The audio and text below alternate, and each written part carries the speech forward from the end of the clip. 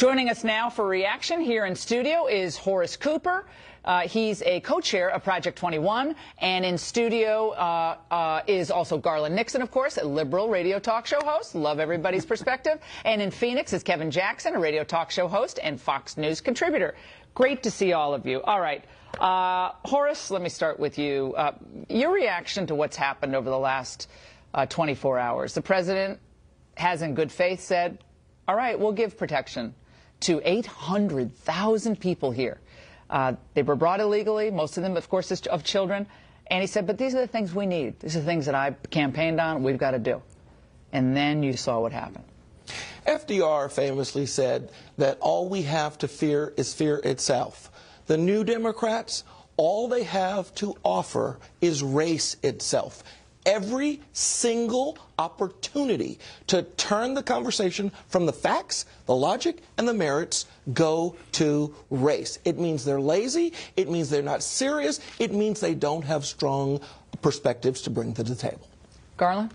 Well, over the last 24 hours, here's what I see. It appears to me that Donald Trump has very clearly converted the GOP into the party of David Duke and Richard Spencer. And now, from the people that I talk to on the street in the black community see the GOP as the Confederacy. I think that the grassroots movement are gearing up. And the fact of the matter is, I think Republicans may feel good, but they weren't paying attention to what happened in Virginia. And they're going to pay a dear price. Kevin, I'll let you get in just a second. Let me stay on this for a second. Okay. I just listed the facts of what's happening in the American economy. Real dollars in the pockets of real Americans. They desperately need. They need help. They need hope. They need opportunity. The president's policies, set aside the rhetoric, the president's policies are having a really positive effect on people from all walks of life. Do you think in any way that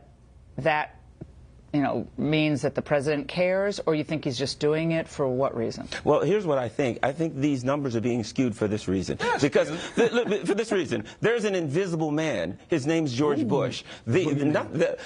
Politics in our economy did not start when Barack Obama became president. They got wiped out when Barack Obama became president, and he had to try to fix what the GOP screwed up before. And now, because he walked into a mess. Let's get Kevin.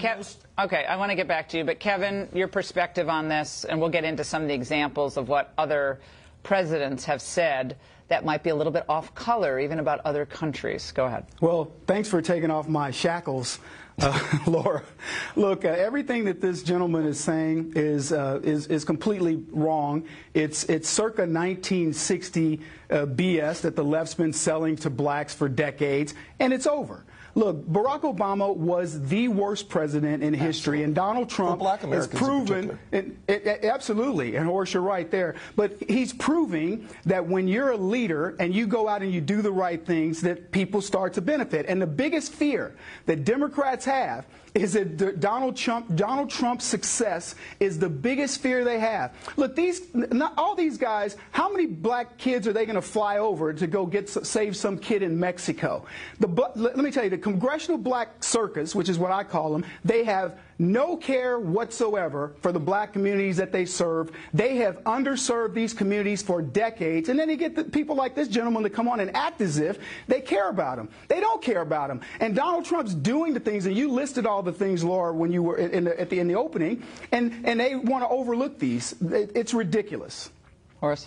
This is the most curious form of racism I've ever seen. You work so that over the last 12 months, black Americans are actually getting employed at a higher rate than any other group. 6.8% unemployment. The gap between blacks and whites is lowest than it's ever been. That means relative growth has been good for people, but for black people, it's been even better. We set a record in June. We set a record in September. We set another record in January. This is what Martin Luther King's nephew said today when he was asked about this controversy. Let's watch.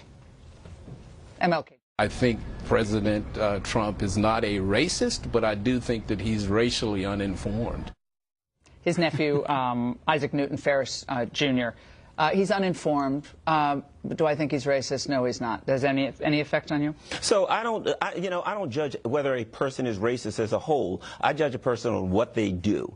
The statement that. So what specifically on what was said or alleged to have been said about certain countries where people are coming disproportionately, probably through this visa lottery or other ways, maybe chain migration? Barack Obama just a few years back said, The Atlantic magazine, I'm sure you wouldn't take issue with it, he said the mess is the president's diplomatic term. Privately, he calls Libya a S show.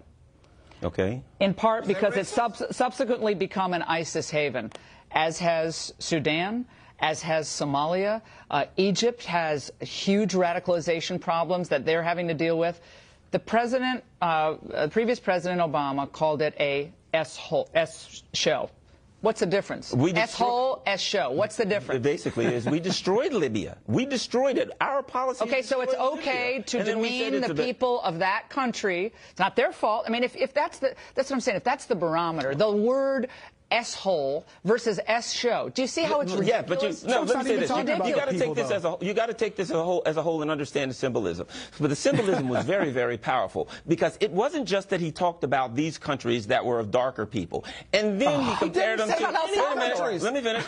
It wasn't that he just talked about these particular countries, and then the good country was Norway. Because he had just met with a Norwegian leader. Immediately, the blonde-haired, blue-eyed country. That's the good, and the rest of them are. We understand the symbolism there. Hold on one second. President regularly referred to the Civil Rights Act as the N bill, and he actually bragged that Thurgood Marshall was an N that he was going to sit on the court. How about Teddy Kennedy after the Immigration Act was passed said, "Don't worry, I'm not going to flood America with people from those countries." So he was very concerned about what people would think about the But wait a minute. Teddy Kennedy. It doesn't matter if outrage. Right, if a Democrat strangled somebody in 1956, that doesn't mean it's okay to strangle them today. It doesn't matter what they did. Okay, Kevin, go ahead. When it comes to history, the Democrats are always, going back to the old Negro spirituals and coming out here singing "Swing Low." Look, at the end of the day,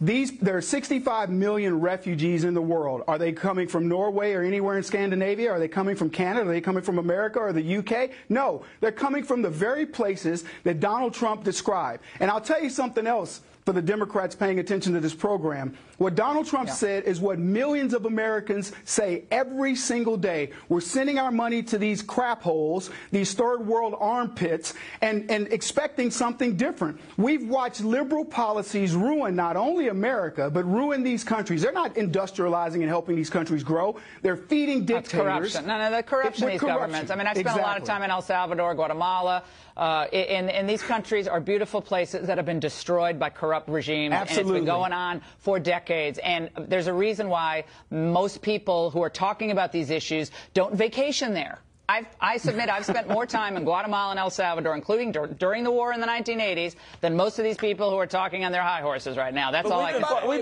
been part of overthrowing both of those countries. We help overthrow a country, and then we say the country's a piece of crap. How about we overthrow Baltimore? President Obama said that, and you guys didn't get upset about it. How about we overthrow Detroit? There is no President Obama.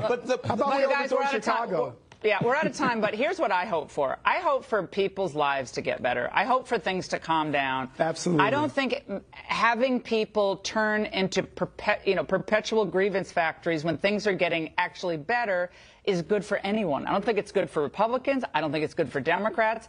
It shows that you're out of ideas. We need solutions to problems that exist. For the DACA kids, you want a solution, we'll get there. For economic growth, we got to get there. For families of all colors who are having struggles, we got to get there. But to constantly keep people in a state of resistance, for what reason? Whose lives are how many jobs are being created by doing that? How many lives are being improved? I don't think many. That's all I have to say about that. Guys, don't go anywhere, though. We have a shocking update on a legal status of the men running a Denver heroin ring. The story you will only catch on this show. No other network is covering it. My question is why? Up next.